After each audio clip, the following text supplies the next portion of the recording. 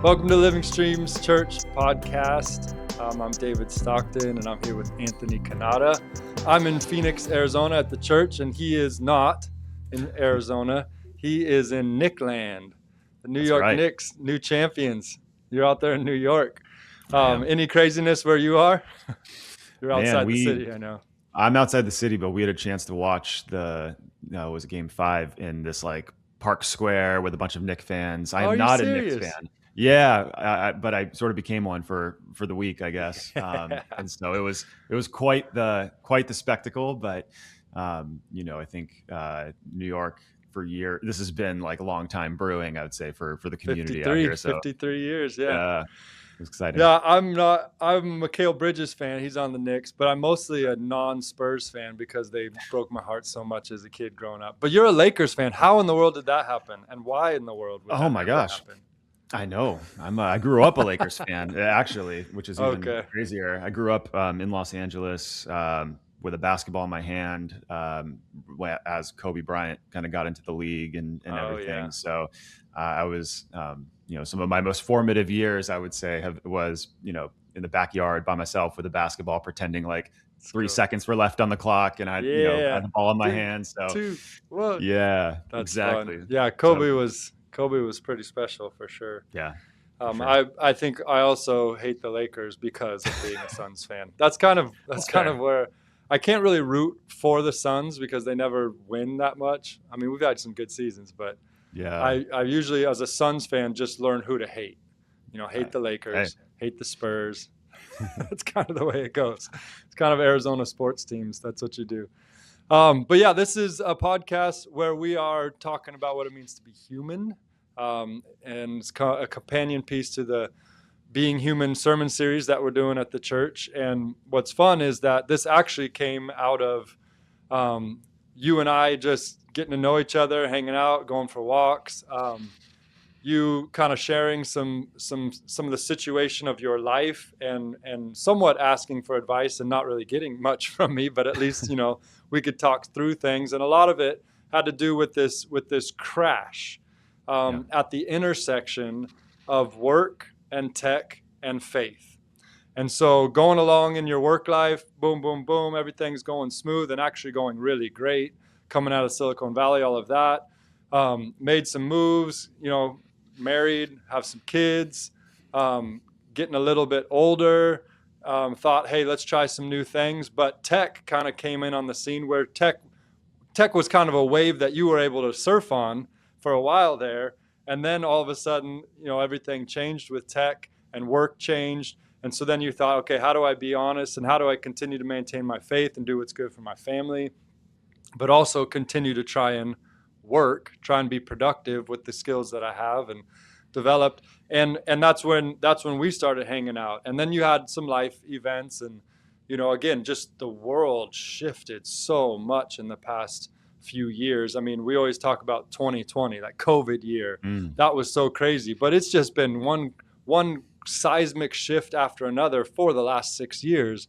When you think about the political reality, when you think about, COVID, when you think about the technological or the digital revolution that we're in right now. So it's just been a fascinating time. And I've actually really appreciated spending time with you to hear how you're muddling through, is kind of a funny word, how you're processing through. But you started seminary in that process because faith has always been a part of your journey too. So just those three things are so alive in your world, in your brain, in your mind. And you're a very creative thinker. I mean, you're a marketer, so you're trying to understand what's all going on. So it's just been a lot of fun for me to access that world that maybe is a little bit beyond what I could comprehend or I have access to through you. And then it's been fun because you're saying, well, I'm actually enjoying some of this access to, some of this biblical wisdom or maybe some of these ideas, which sometimes come up in our conversations. But so that's what this podcast is about. And we did one last week, which is kind of a warm up in some ways, but we're excited about what we have today to share with everyone. And you want to say anything before we jump in? No, I hope, first of all, I feel like my life flashed before my eyes in the last 90 seconds there. Thank you. But hopefully for those that listen to episode 1 or might be kind of tuning in here, our hope and prayer in this podcast is that it's not just sort of a biography of me more than anything, but a reflection for you, because I think there's so many folks listening who find themselves in the intersection as well. And so this is meant to be kind of like a public confessional, or a way to really kind of share kind of what I'm learning, and, David, the stuff that we've talked about, and hoping, we have plans to bring other people on the show as well. And for us to collectively as a church community kind of process this season together. So I'm really excited about it, and have been sort of appreciating the opportunity to reflect. Yeah, it's kind of like a podcast confessional. We had the dashboard confessional. I know you were a fan of back then. Anthony's actually got email music into a conversation. Anthony's got a whole musical background. He puts out some music videos and things as part of marketing. It's been pretty fun to watch. So with that being said, I thought of this analogy as we were talking last week, again, as we're trying to help people understand what this is supposed to be. And there was a time in the children of Israel, in the Bible, in the biblical narrative, where God was leading his people out of Egypt into this thing called the wilderness, and then ultimately into this thing called the promised land. And there were some fascinating stories of, parting the Red Sea so they could walk across. And yet before they went into the promised land, there was another body of water they needed to cross, the Jordan River. And it was flooding and all of these things. And there was an interesting story where the priests, there was 4 priests carrying the Ark of the Covenant, which represented the presence of God. And they were to step into the river. And if they stepped into the river, then the waters would part. And so they did. The 2 guys in the front of the Ark, I'm sure, had a little bit more risk involved. The 2 guys in the back maybe just like pushed them or something. But they stepped into that river, and the water parted, sure enough. And then 1 million people had to cross. It could be more than 1 million, but at least 1 million people at that time, historians tell us, had to cross that river before the priests were able to get out. Because as soon as they got out, the waters closed again.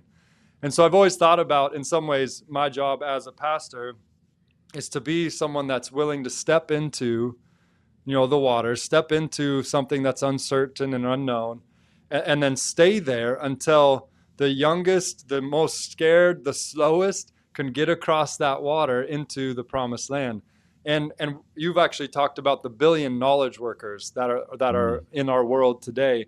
And we're at a bit of a moment where what the world as we've known it, wilderness per se, we can't stay here. Even if we want to stay here, we're going to have to bury our heads in the sand, or we're going to have to bunker down in some sort of, shelter, because the world is changing around us. We are being thrust into the digital age, the artificial intelligence age.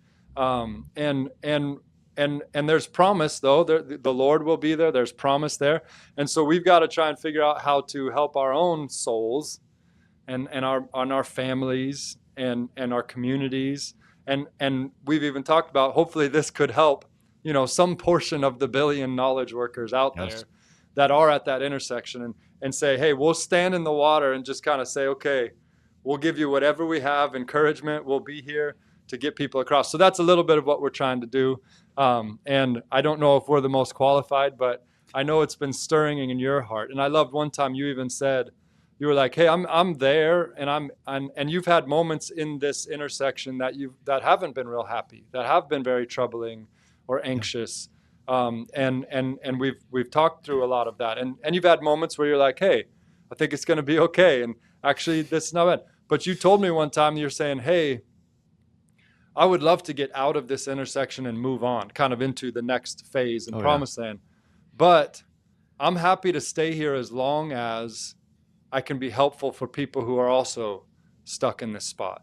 And you even told me one time that you said, even if you do get out at some point and you kind of move on and you're booming in the next phase, you'd always like to have at least one foot still here in this intersection to be there for the people. And that's just some beautiful priesthood stuff right there. You're a priesthood of the knowledge workers in some ways. And I've noticed that calling, I think, that God has been stirring in you.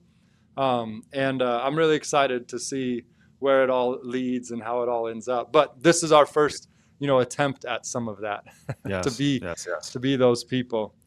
So tell me a little bit more about last week we got a little bit more of your stories, how you ended up in the intersection of work, tech, and faith, and kind of the disorienting reality of that these days.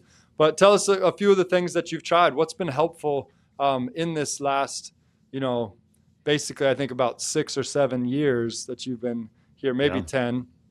But what are some of the things that have been helpful? What are some of the things you've tried and they weren't helpful at all? Yeah. It's interesting. So I would say varying degrees of helpful. One of the things that I've tried to prioritize is taking care of my physical health and wellness. And I don't know if that's a grasp for trying to control something in an era where we can't control anything, or if maybe there's something more noble there. But I just actually, we'll talk about seminary in a second, but a lot of that came out of a seminary class at Fuller that I was taking about the theology of the body and kind of how, our need to sort of steward our bodies. And, I think there's this lie in startup land, at least, I don't know if this is across all business, where you have to crush it and, go all in and make sacrifices, and all of that. And for too long, I had taken my body as for granted, I guess, in that way. In the almost, instead of kind of prioritizing health and wellness, I would prioritize more hours, more work, working on the weekends, no Sabbath. And so that's been kind of one thing that has been really helpful in this season. And of course, there's so much here around physical exercise impacting our sort of dopamine and better kind of management of our stress and so on. So I think that has been one thing that I would file under really positive, really helpful. Another has been actually doing the work with AI. So I think I love how you framed that in the opening, that we can't sit here and bury our heads in the sand. The world is changing. We have to do something about it. And so for my profession, and maybe for those listening, if you work in front of a computer and, consider yourself one of the billion knowledge workers in the world, we have to learn the tools and we have to use them and figure out how is our work evolving now with this kind of advent of AI.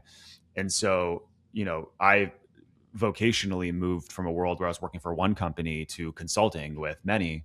And that's given me a lot of exposure to how to run a certain process that we might have run in the past, but to do it with AI and to do it faster, or to do it, more efficiently, or whatever the case is. I would say that's been one that I put maybe in the middle of helpful and terrifying sense of helpful, because it, of course, improves your marketability as a candidate. If somebody's looking for a job, or if you're starting a business, being able to be competitive by having sort of, exposure or proficiency with this technology is going to be pretty key. Quick on that.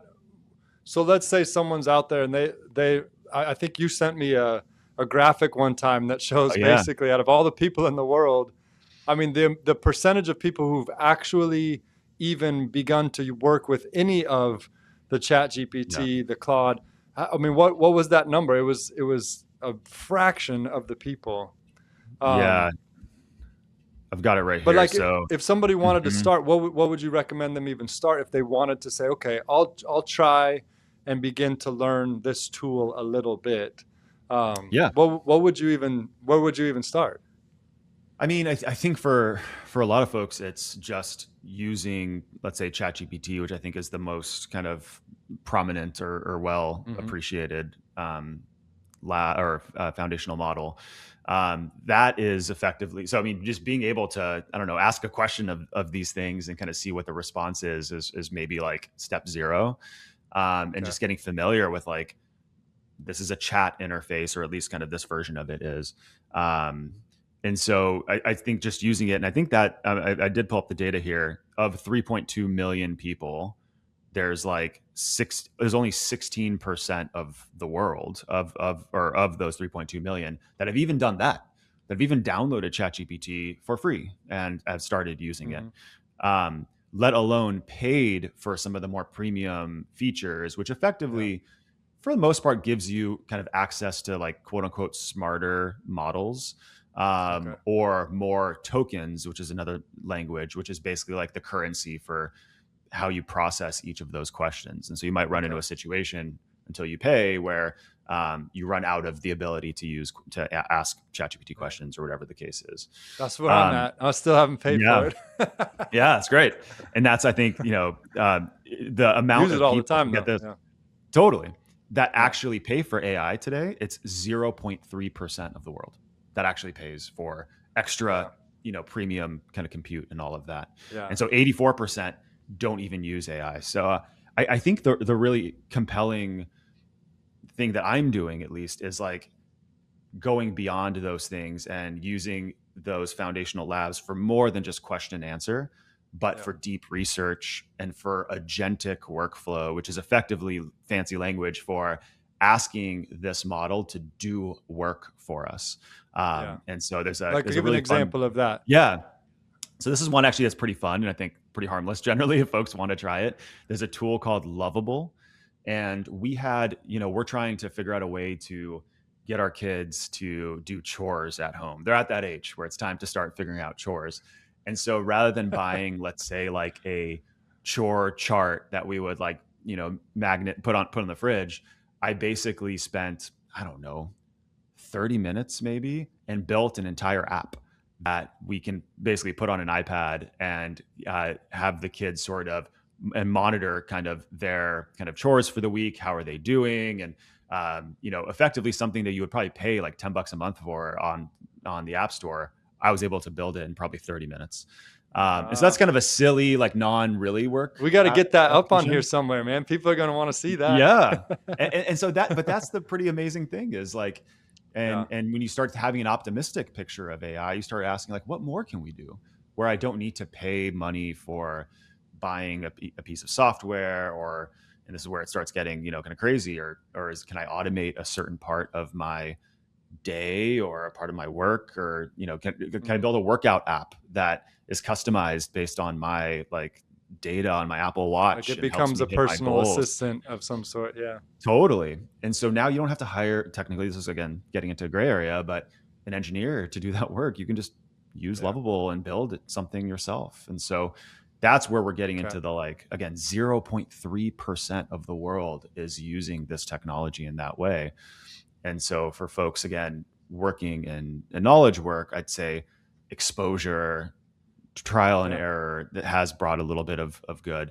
And that gray area I've referenced is really where I feel some tension on, gosh, what could this mean? What could this mean if you play and that's where, so you have done this. I mean, you're part of that very small percentage who's not just, paid for the version, but with your background and knowledge base, you've actually been able to start to tinker with it and get it to do things that would be helpful for business that are productive and all those things. And you say gray area, have you literally, as you're doing this, had moments where you're going, I don't know if I should be doing this, or this seems crazy, or I'm losing my humanity, or none of that at all? I would say at least in the work context, I haven't had I haven't hit sort of necessarily an ethical boundary. Now, call me out on the podcast as my pastor if I'm wrong, for sure. But I'm happy with a little group accountability here for sure. But I'd say here's something that has really podcast confessional. Podcast, here we are, right? When you typically in marketing, a big part of our work is to do what's called a brand strategy or to come up with like a narrative for a company. And typically that's about a 3-month process where we're doing a lot of desk research, meaning we're like reviewing a lot of the kind of our existing messaging and maybe any kind of content that the company had already put together. 2, we're interviewing a lot of different kind of stakeholders, their customers, employees, maybe investors. And then at the end of that, we sort of synthesize everything that we learned into effectively a story, a narrative for that company. Now, 5 years ago, that would have taken, again, 3 months or so, a team of probably about 3 to 5 people, including researchers and copywriters and a number of different kind of downstream folks to kind of put the presentations together. and you would pay, I mean, depending on kind of your scale for the company, but like people have paid up to like, call it $500,000 for that body of work. In the last year, I've been able to deliver that work myself with no other team in about 30 days using nothing but ChatGPT and maybe like call recording software or something to that end. And so there's two ways to really approach that, right? Like that's kind of hard to hear if you're a researcher, maybe in market researcher or something along those lines. And we should acknowledge that. And, I think there's a lot to kind of think through there. On the other hand, you made me think of some. Oh, go ahead. On the other hand, well, just to close the thought. On the other hand, I was able to deliver that service for a fraction of what it would cost to a customer and help them kind of achieve kind of their goals.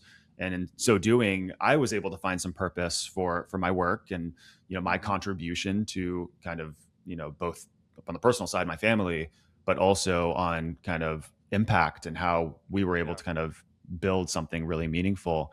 So I think it's challenging, but it also opened my eyes because I'm like, oh my gosh, like if this is just like one process, what more is coming or what more is sort of undiscovered already? You made me think of when we lived in Ireland.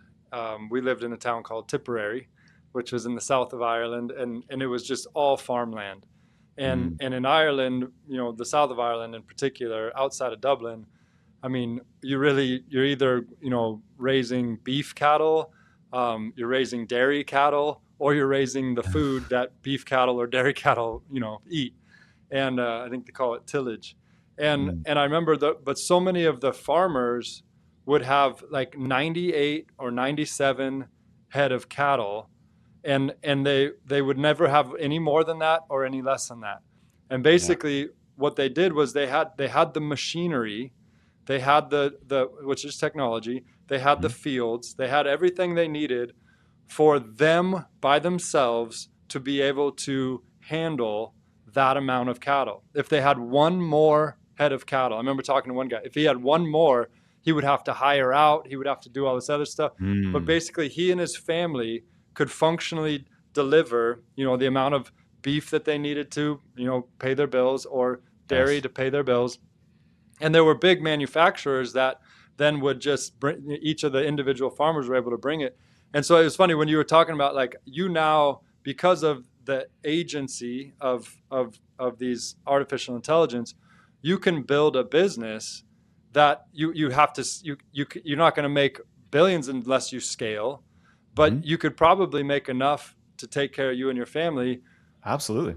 Much broader than you used to. You used to only be able to do, I can handle 20 cows and then I need to hire somebody else. But with the technology, it's like I could probably get to a place where, like if it's a marketing company or whatever it is, I can deliver what people need for the broader reality with this tool. I've now expanded my ability to deliver, and just finding that measure of saying, at what point is it too much as well? And I think that's a big part of maybe what we're trying to do. And if people will play around with this skill set, they'll see like maybe you have a real knack for this type of thing, and you can take 150 cattle, so to speak, or maybe you're like, hey, this stuff doesn't make sense, and you're 30 cattle as far as the digital stuff, and you need to team up with others.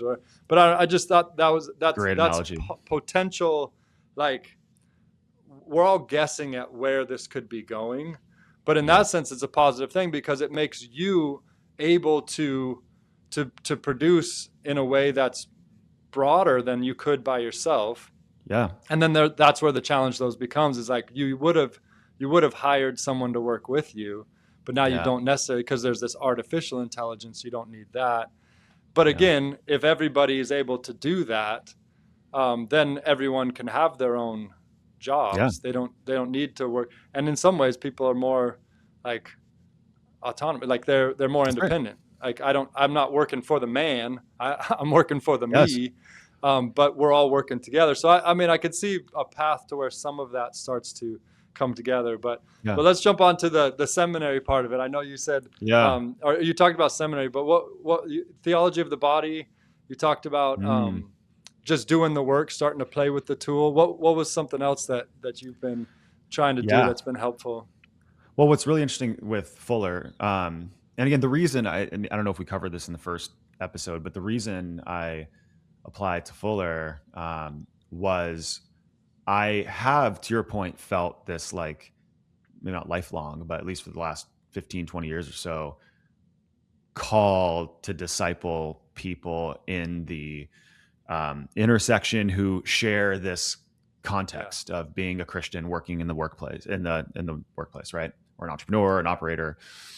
And where I have felt insufficient or feeling um, like I don't yet have sort of the edification to go on and do well in that effort is around the theological kind of context. And so my thought was Fuller is just a faithful step forward into whatever is coming on the other side of this Yeah. Yeah. intersection, Yeah. or to your point, maybe pitching a tent and living in this intersection forever. Yeah. God, I pray not though. Yeah. And I and what was really cool is the first class that they make everyone take is around being able to discern your calling and being able to articulate calling Mm. in the context that God has you in. And so a lot of that was employing a lot of, for lack of a better term, probably the wrong one, spiritual practices to listen to God and to try Mhm. to slow down and quiet and be able to sort of respond to what you sort of are discerning again in all how your life has sort of like throughout your entire life God has been sort of preparing you in for this season. And so, great introductory course for sure, and couldn't come at a better kind of time personally. So Mm. I'd say that was probably one of the biggest takeaways. And of course, theology of the body and others came out. My second class, ironically, was around uh, what it means to be human. So this very Mm. podcast, right? And so that's where things like family systems theory was really kind of interesting and opened my eyes, as well as kind of again reimagining the relationship I have with my body in a world where health anxiety is such a big part of my reality every day.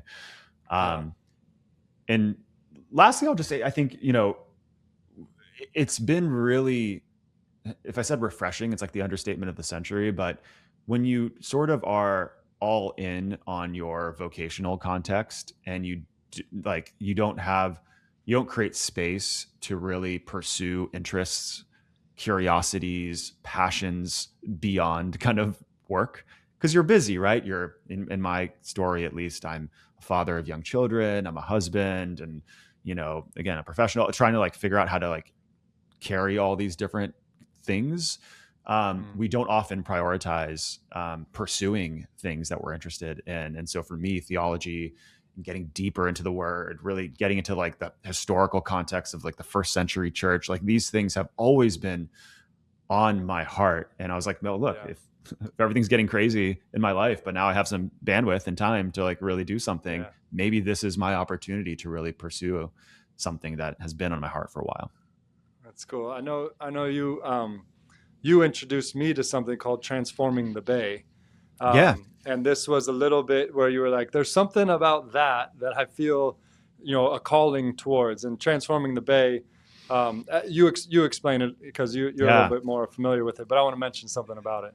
Yeah, this was when we lived in San Francisco. We had the privilege of being a part of this organization, Transforming the Bay with Christ, and the concept was, this was, by the way, founded by Pat Gelsinger, who was the CEO of Intel and VMware. He's a very a practicing Christian, giving back to the community quite a bit, and Pat's heart was wanting to see the Bay Area, which is effectively, or see the Bay Area transformed for Christ, and to like quantifiably show that a revival is happening in this Mm. geographical space.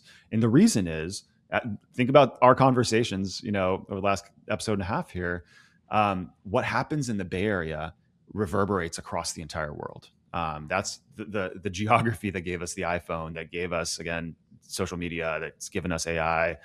And so what's really I wouldn't say interesting, but like important to note is that it's also the most unchurched geographical region in the world. Now, a lot is, or excuse me, in the country, and I think a lot has changed, by the way, because of the Holy Spirit, revival, all of that, but also Transforming the Bay for Christ has a lot of incredible work. Yeah.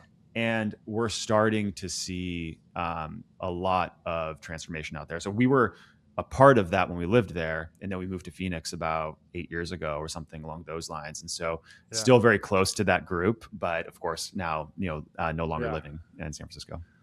Well, and that is their idea. It's people who are very, very, like, I'd say outside the church in the sense of vocational, but they're very focused on, the workers and the CEOs and all of the people that are crafting these technologies. And one of them, Paul Taylor, he's a guy that shared at it looks like they just had a conference, the Telos, Telos, Telos conference, and he shared there, and I'll just sum up real quick, but it reminded me a little bit of what you were saying about calling. But he said there's four things that identify us as human, that make us human, that we will never lose, but we can never lose.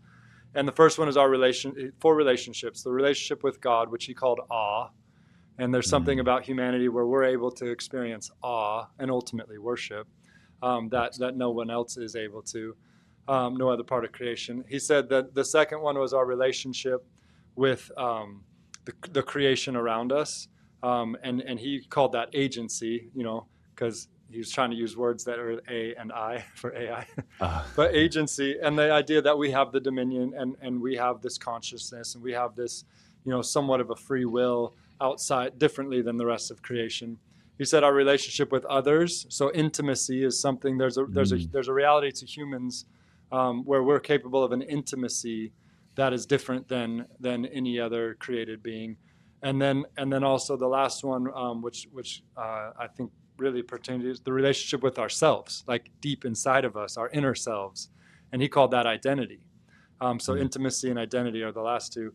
And that idea of identity that as humans, not only do we identify as human and those other relationships and all of that, but we all have just such a uniqueness to us, like our fingerprints. I mean, how bizarre that still, after all these years, there's no duplicates, right?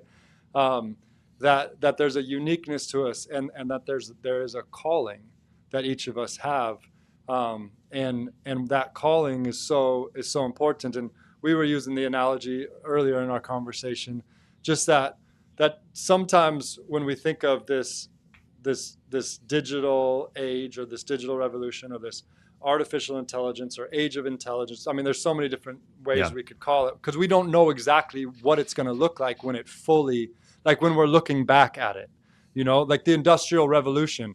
We look back and we say, oh, that was the Industrial Revolution. I don't know what they were calling it when they were going into it and living in it. But there's something happening, and we talked about how we're standing on the shore of this vast ocean of intelligence in the future. And out there, we're being told there's some sort of tsunami. There's this artificial intelligence tsunami that's going to crash and reorient everything. I've sometimes feel like I need to go figure out every detail about what that tsunami is and figure it all out. But then I keep coming back to the reality, it doesn't matter. It's going to be what it is. And so then I go back to that biblical reality of, what's my house built on? Is my house built on the sand? Because then even a small wave is going to come and wash this thing out. But if my house is built on the rock, then whatever revolution, whatever tsunami comes and crashes, I'm going to be just fine. And I think building our house on the rock, obviously, I'm of the opinion that means we build it on the foundations of Scripture, the teachings of Jesus, these things that have withstood the test of time, for millennia. But I think there's something about identity also. If you can get rooted in who God made you to be, if you can figure out what God has called you to do, then no matter what era, no matter what, reorientation the world has, the gifts and callings of God are irrevocable, the Bible says. So you're going to be called to do that same exact thing no matter what happens. And ultimately, you know, a starter, I don't know how they started you in that class, but ultimately our calling always has to do with people, that we're really called to serve and bless and promote human flourishing. We're called to minister to people. So there's some people that we're supposed to care for, serve, you know, lift up, build up. And if we can find out who God has made us to be and how we can help, and then who God has called us to be, all of those things are going to be true no matter what, you know, yes, technology we have or don't have. And so that's where I love that he was talking about identity. I love that the transforming the bay. It's like we got to get rooted in those things, because then it doesn't really matter. And that's the whole premise of this sermon series. I keep saying is like, we got to get rooted in a biblical anthropology to help us not lose sight of what human flourishing is in the digital, you know, age, because that's really what we want to be about. And then we got to get rooted in the biblical anthropology, because the dehumanizing political age that we're in, we want to stand against anything that's dehumanizing. Yeah. So I love that kind of that transforming the bay. You introduced me to that. That's been helping me. And I think people should go check that out, Transforming the Bay, that Telos conference, if you want to know more. I love that you're saying, hey, you might be 75 years old and you're listening to this podcast going, hey, I was just trying to listen to a church podcast, but maybe it'd be good for you to tinker around, have someone help you if you don't know how to download ChatGPT and treat it as a Google. I know everyone's making fun of you. Don't use it as Google. Well, just start with asking it questions and see what it gets back. Yeah. With all of my health stuff, I know I don't think anyone should trust it as like, you don't trust it more than a doctor. You don't trust it more than a therapist. It does make mistakes still today, but it also does, you know, have a lot of information and intelligence. And so it's been helpful for me. Like, I even just had, you know, a steroid injection in my piriformis muscle. And I was like, what are some of the things I should eat or not do to make the ease of that go better? And so it gave me some ideas, you know, and I was like, okay, that's helpful, you know? So, I think it's good to maybe toy around with it. But again, the more importantly than anything is figure out that identity, what God has called you to do. And you've been doing that work in this season. It's not fun work. It's hard to pay the bills on that, but it gives you sleep at night, and it will help you whatever the next thing is, no doubt about it, because you won't get lost. That's a really important point. It's, you know, Jesus's words withstood the Industrial Revolution, where we went from using, I don't know, whatever we used to build cars before the, you know, assembly line. But God's word is timeless. His truths are timeless. What we're wrestling with right now is not our why, despite what we might hear in the headlines. And as Christians, we know that more than ever. It's a little bit of the how. And I think that's a little, you know, unsettling. I like that. And when we think about the how as an expression of our purpose, not our identity, but an expression of our purpose, or if we think about our how as how we're going to literally like pay the bills or provide, that could be very stressful. And I am with you in that stress, but there's comfort in the why. And there's rest and peace in the why. And even sometimes, just in the spirit of the theme of this podcast being very human, even when it doesn't feel like it often, or you feel that the weight or anxiety is challenging that notion in your head, where you might say it, but to deeply feel it and know it is a bit removed. You're not alone in that. But God's faithful, and to take that prayer, even the quiet whimpers of prayers that over the last several years, you know, we've had to do. You know, He is faithful, and He is weaving together a tapestry for our lives. And so that's kind of, I think, the encouragement that I've tried to hang on to, and gives me a lot of hope and excitement. And I think it lets me kind of get out of some of the doomer mentality that we might be tempted to see on social media around some of this stuff, and look for ways to find that optimism. Look for a lot of the things you talked about, well, what kind of opportunity might this create for a small business or for an entrepreneur or a family business, or, And Mm-hmm. maybe there's something on the other side of this that leads to human flourishing, or dare I say it, is part of God's kind of plan Yeah. ultimately for this next season of Yep. this planet and this Well, and reality. that's what I love about a true biblical anthropology, but also just kind of a biblical understanding of the cosmos. That this is our Father's world, and Mm. so the more we discover of our world, really, the more we're just tapping into His consciousness. I mean, I think we talked about last week where they asked Elon Musk, like, why do you keep working? Why do you keep trying when you've made all the money you need? And to his credit, he's not in it for the money. He's not doing this for money. Yeah. And what he said at this point was he's trying to expand human consciousness, and I think that's awesome. But really, what expanding human consciousness is just us getting more in tune with the consciousness of God. Like Yes. that's Yes. all it is. The further we study outward, right? Because you can look at it through a telescope, and you could. I mean, we have no idea how big it is completely, Yeah. and it's expanding all the time. So that's fascinating. But then if you take a microscope and you start looking down, they're even discovering new layers that we've never. But God is there in all of those things, Totally.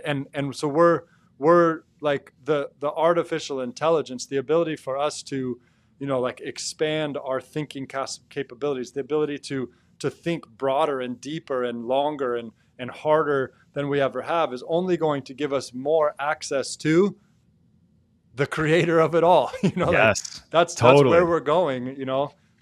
And so that's why I don't think there's anything to be afraid of, and I do think it's good for us, you know um, to some extent, to play around with these technologies, because they really can. I mean, if it's something that is created and it's part of creation, then it's something that can help us access more understanding of God. Now, Yes. can it be used to diminish and desecrate humanity, like we talked about last week? Absolutely. But anything can, you know. Yeah. But can Yeah. it be used to help us, broaden? I mean, I don't use it to write my sermons or whatever, but I've been loving, I'll go on ChatGPT and say, hey, give me some early Christian writers, um, quotes about this specific thing that I feel like the scriptures are pointing to and the Spirit's wanting me to teach, and then I'll get some quotes. And what's fun is then sometimes I'll be like, you know what, I'm talking a lot about persecution. Can you give me some early Christian writers from like Asian countries that have suffered persecution, and give me some quotes from them? Because I just think having it steeped in persecution, a quote about, and it's been so cool to be able to Amazing. access, all this wealth of knowledge and understanding. And it's funny though, but I did have to tell ChatGPT, stop paraphrasing. I don't want to Yes. paraphrase, because it would take a quote and they would try and make it sound like more what I wanted it to. And I actually said, stop that. I Yeah. said, never give me any Sure. quote that is not exact words. And it said, oh, sorry. And then it's like, By the way, I will do that from now on. that's an Yeah. important note to just for folks listening to know. It's as if you're going from like the 101 to the 201 on using the technology, telling it like things like that, giving it its own your guardrails or Yep. your Yep. boundaries or what you want it to do. Again, it depends on what you're using and how you're structuring it. But these tools can be tuned to that effect to say, I Yep. don't want you to paraphrase, or, let's say hypothetically, I don't know, someone, not me, of course, but let's say if you uploaded like your personal medical record and you were like, hey, I have health anxiety, go easy on me with how you're explaining this stuff to me because I have a Oh, tendency yeah. to like rabbit hole. Like, Yeah. that's a pretty compelling thing to be able to Yeah. ask of it. Not me, right? Someone else. Totally. No, And that's good. That's good. so I think training, or there's something about training AI, which again is a Yeah. whole other kind of conversation. But even for our personal use, I think if you're wanting to experiment, but you want to kind of create your own guardrails or boundaries, Yeah. I think that's okay to do, and the technology enables Yeah. that. I've heard people actually also say the opposite, where it's like, give it to me straight, man. Don't sugarcoat everything. Don't be so nice. Just tell me to me straight. Um, but like, I thought it'd be good. So let's as we wrap up today, let's just give a couple of the headlines of the week that we can spend more time talking about next week. but I know there's been a couple things. I'll mention a couple. I've been watching the World Cup, which I just think is so fun. How Trump brings the world together, and USA did good. But it's a great place for commercials, right? It's the Super Bowl for the world, and so there's been some amazing commercials. And Waymo has put out a commercial. Waymo is the driverless, cars, and they put out a commercial that basically is them saying everything we're doing is because humanity is so precious. So like we're replacing the human driver, not because they're not enough, but because they're everything is the tagline. And so here it is. They're already sensing, and your marketing brain can pick up on this. They're sensing that actually it was cool that there was this artificial intelligence in it, but now they're realizing, oh, people don't think that's cool anymore. So we've got to get out ahead of this and say, no, we're actually about the human. We're more human than other companies because we can. But they're also replacing the human there. And then Pinterest did the same thing where they put out a whole ad basically saying like, how did they do it, before all this technology, kind of glorifying. And I think their tagline is something. It was like I can't remember what it is right now, but it was something about like, getting on. The best thing about online is what gets you offline. And so I think they're trying to tap into like we're trying to help you be more creative in your non-online life. So come to Pinterest, go online, spend time scrolling through everything that we have, so that you can enjoy not being on there. Which is, again, it's such a joke. So that's the little marketing stuff I just was catching on.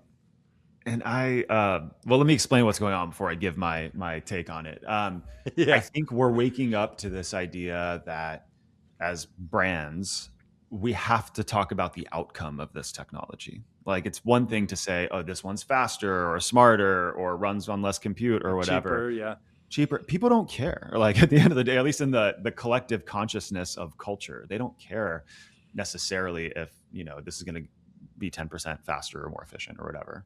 Like they do, but they don't. People buy things emotionally, and they justify that purchase from a practical lens with price and whatever. And so what we're waking up to is that both the opportunity on the marketing side, but also the reality of this whole conversation we're happening is how is AI used as a tool in its various applications to promote human flourishing? And we're talking about it from the Christian context on this podcast. But I think what's maybe semi-encouraging, if I may, is like in the secular context, they're having similar conversations. And it's not just Waymo, which I love, I'll talk about it, but even ChatGPT, when they released their first kind of brand campaign, I was expecting this to be like the Terminator brand, like the cold and calloused. And it was like warm and nostalgic, and it felt kind of like the Wonder Years, if anyone ever watched it from the early 90s. Here's how to make a good meal for your girlfriend, Exactly. Here's how to do the best sister road trip. Yeah, totally. That's exactly it. And you watch it and you're like, like that feels good, right? Very human.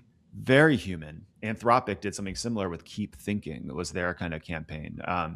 And so I think what we're starting to see is brands are leaning into humanity in the storytelling. And I think that's a net positive overall. Now with Waymo, which I thought was really cool, and this is something, think about, and if folks have listening to this and you have kids that are kind of starting to drive or are getting close to that age, you start to ask questions around safety. And again, I think we in Phoenix, I think, had some early exposure to Waymo before the rest of the world even did. And you might have had some bad experiences, might have some good experiences. But I think as the technology is getting better, in Waymo's campaign, they talk about like 10x safer than a human driver. And I don't know, there's something about that makes you think, if that's true, if I believe that, then maybe autonomous driving or whatever is what I would want as a responsible parent or whatever to put my kids in. Again, no judgment or anything casting there.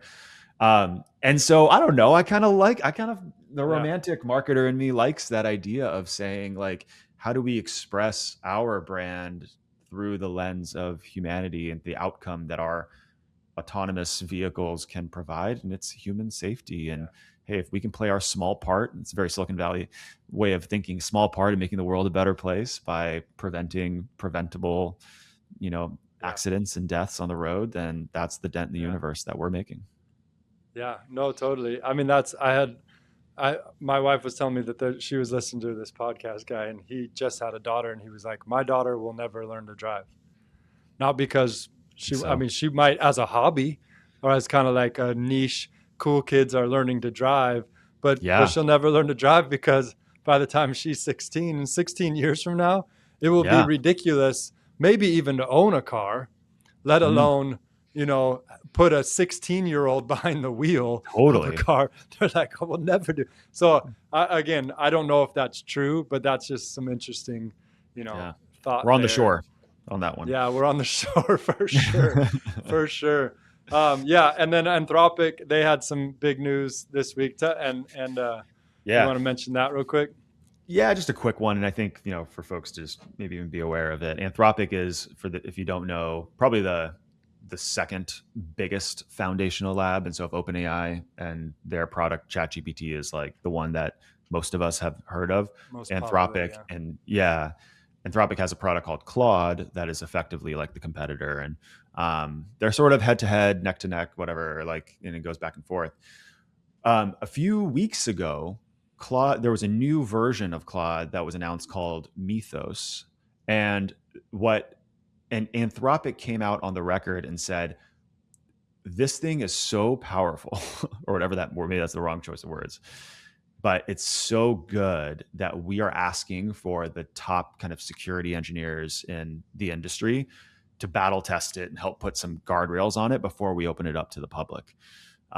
And about 5 days ago, I think, on the other end of maybe 2 weeks or a month or whatever it was of that process, they deployed it under a market name called Fable 5 is what I think it was referred to as. I think this was Friday or something, end of last week. The US government asked them to pull it down. And as of right now, when we're recording this podcast, we can't access Fable 5 because there was effectively a security kind of guardrail or vulnerability that was found that effectively, and I'm using words used by the US government and maybe the US government, I guess, in this context, like effectively the power of like a cyber weapon could be in the hands of anyone that had access to Fable 5. And so we're moving away from the optimism part of the podcast and maybe talking a little bit about some risk here.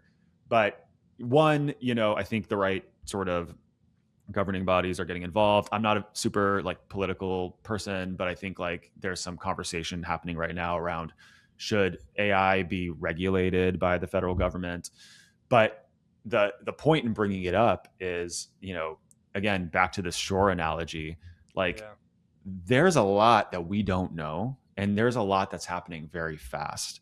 And so a lot of the conversation at the, again, for the folks that are building these tools, but then the folks that are exist to protect us or to help us kind of usher in a safe future, there's some conversation and there's some back and forth on the level of innovation. And so I share this to say, I think we're entering a new era, actually, where we're going from, building chore apps for our children in Lovable to, gosh, what might this technology look like in the wrong hands?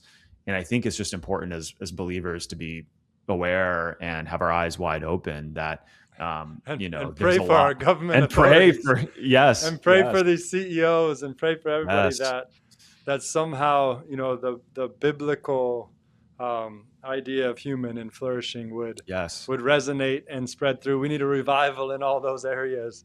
Totally. And yet at the same time, I mean, that's the whole premise of what we talked about is if your house is built on the rock, it doesn't totally matter how big or how scary the tsunami out there might be. And then your calling as well in there, but just some interesting stuff. And I think I like it because, it's not just, we're not just making this up in here. We're not just saying, oh, there's something out there. No. And this is what's been fun, me getting to know Anthony And there's actually, it's funny because about 4 years ago, I met Anthony, maybe a little more than that. But then I met another guy too, who maybe we'll try and get on the podcast at some point. But they just, it was like, they started sending me these articles and things, and it was giving me access to things that I was in my normal circles, I was not understanding or experiencing. And again, they're out there. And like you said, that graphic is, that graphic of you said 0.3% are actually paying for one of these services. Mm-hmm. That's right. So that graphic tells a lot. One is that it's not really out there very much, but then that also it tells me that there's a lot more out there than people are willing to even look at or acknowledge or interact with. And so the goal is not necessarily that, we need everybody to download these and pay for these services. That's not the goal. But the goal is just to say, hey, how do we root ourselves in something that could withstand and actually promote human flourishing, no matter what happens out there? Little tsunami, lots of tsunamis, one big one, whatever it might be. So yeah, this is good. I'm enjoying this. And next week we're gonna, have some more sermon material that we can talk about. We'll for sure have some more technology updates and artificial intelligence updates. And we'd love to hear back from you, you guys that are listening. If you have any things you want to hear about, or any comments or encouragements or anything like that, we'd love to hear more about it. And I'll see if I can talk Anthony into getting up posting that chore chart. There might be some people that are interested in that. We'll figure out how to get your hands on that. But thank you so much, Anthony, for the time, and hope you enjoy the nice weather over there in New York. It was pretty nice this morning in Phoenix. We had a bit of a monsoon without the rain, but a bit of a monsoon without the rain touching the ground came through. And so this morning it was a little bit humid, a little bit cool. It was kind of nice. So yeah, but God bless you, and God bless you all the listeners. Thanks for checking us out, and we'll see you next week. Thanks everybody.